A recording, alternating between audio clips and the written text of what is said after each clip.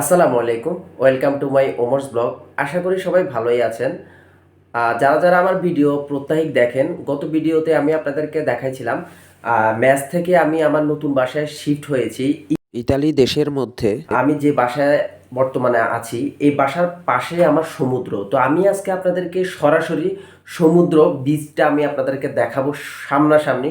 ভিডিওটা অবশ্যই আপনাদেরকে শেষ পর্যন্ত দেখতেই হবে, কারণ অনেক মজা আছে লাস্টে। তো শেষ পর্যন্ত। তো গাইজ, এই হচ্ছে আমার বাসা আর কি। আমার বাসার পিছনে আপনারা যে জিনিসগুলো দেখতে পাচ্ছেন, জঙ্গলগুলোর পিছন দিয়ে হচ্ছে প্রতিনিয়ত ট্রেন চলাচল করে। যাই হোক, এখন আমার সামনে হচ্ছে সাগর। তো গাইজ, আমি এখন যাচ্ছি। আপনারা আমার ভিডিও শেষ পর্যন্ত একদম সাথে থাকুন, থাকলে আপনারা অবশ্যই দেখতে পারবেন। আপনারা অলরেডি দেখতে পারতেছেন যে সাগর অলরেডি দেখা যাচ্ছে। আমার বাসা থেকে হেঁটে যাইতে হাইস্ট 2 মিনিট লাগে। এই যে দেখা যাচ্ছে, দেখছেন বিশাল বড় সমুদ্র। এত সুন্দর ভিউটা কে না উপভোগ করে বলেন।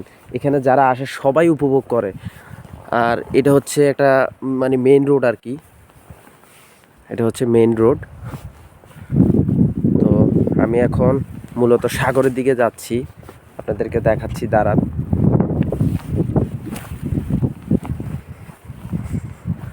ভিডিওটা আপনাদেরকে অবশ্যই শেষ পর্যন্ত দেখতেই হবে, কারণ এখানে মজা আছে।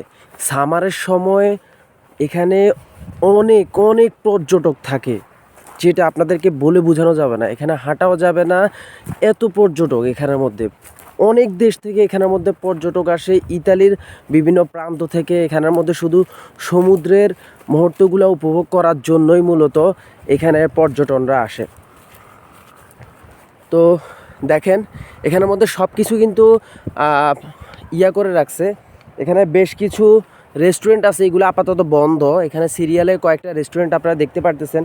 এখানে রেস্টুরেন্টগুলো বন্ধ, আপাতত বন্ধ হওয়ার কারণ হচ্ছে এগুলা সামারের সময় খোলা হবে আর কি। এখন এখানের মধ্যে তেমন একটা কোনো মানুষে পাবেন না, আপনারা টোটালি কোনো মানুষ পাবেন না। কিন্তু সামারের সময় আসলে আপনারা অবাক হয়ে যাবেন, এখানে মানুষ আর মানুষ।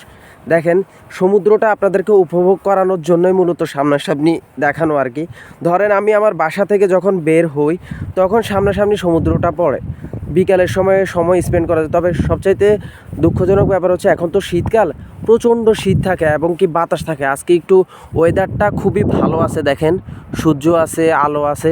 অনেক সময় দেখা গেছে সূর্যও দেখা যায় না, কিছু দেখা যায় না, একদম ঠান্ডা বরফের মতো বাতাস, সেজন্য আর বের হওয়া হয় না। তো আজকে বলি যে আজকে যেহেতু ওয়েদারটাও ভালো আছে, সেজন্য আপনাদেরকে দেখাই। দেখেন কি সুন্দর ঢেউ দেখা যাচ্ছে।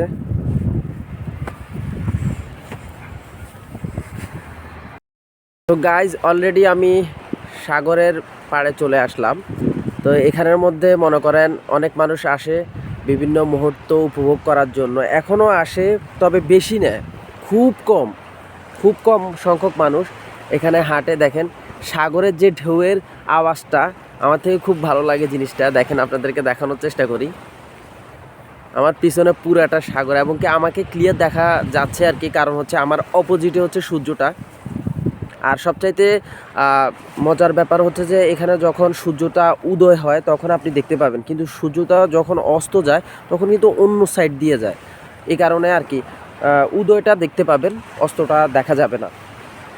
তো দেখেন, আমি আপনাদেরকে পুরো সাইডটা দেখাই। এই বিশাল বড় সমুদ্র সৈকত দেখেন। একসময় কক্সবাজার যাওয়ার জন্য মনে করেন আমরা করতাম, আমি বেশিরভাগ আমি গেছি শুধু একবারে কক্সবাজার। তো কক্সবাজার যাওয়ার ভালোই মজা হয়েছিল। এখন চোখের সামনে প্রতিদিন সাগর দেখি। এই হচ্ছে ঘটনা আর কি। যাই হোক, সামারের সময় এখানে আবার আপনি চাইলে গোসলও করতে পারবেন, কোনো সমস্যা। এখন পানি তো একদম ঠান্ডা, জানেন এখন ইতালিতে খুবই ঠান্ডা একদম। প্রায় সময় মনে করেন 5 ডিগ্রি, 6 ডিগ্রি, 7 ডিগ্রি, 2 ডিগ্রি, 1 ডিগ্রিতে চলে আসে। তো তখন তো আর এখানে থাকাও সম্ভব হয় না। গাইস, এই হচ্ছে সাগর, দেখেন।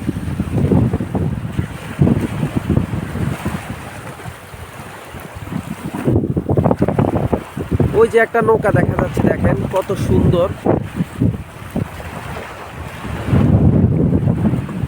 আপনাদেরকে একটা মজার বিষয় দেখাই। আমি যে সমুদ্র সৈকতটার মধ্যে আসছি ওইটার একদম সামনাসামনি হচ্ছে একটা কয়টা পাহাড় দেখা যাচ্ছে। দেখেন এই যে পাহাড়, আপনারা আমি জুম করে দেখানোর চেষ্টা করতেছি। দেখেন এই যে পাহাড় দেখা যাচ্ছে। এখানে আপনি প্রায় সময় প্রায় জায়গায় পাহাড় দেখতে পাবেন। আমাদের সেনেগালিয়াতেও অনেক পাহাড় আছে। আমি ওই সময় ফালকোনারাতে গেছি, ফালকোনারাতেও ওখানের মধ্যেও অনেকগুলা আপনার পাহাড় দেখা গেছিলো। আপনারা এখানে যে বোটগুলো দেখতে পারতেছেন, এখানে এই বোটগুলো মূলত সামারের সময় পর্যটনরা এখানের মধ্যে ভাড়া নিয়ে চালাইতে পারে।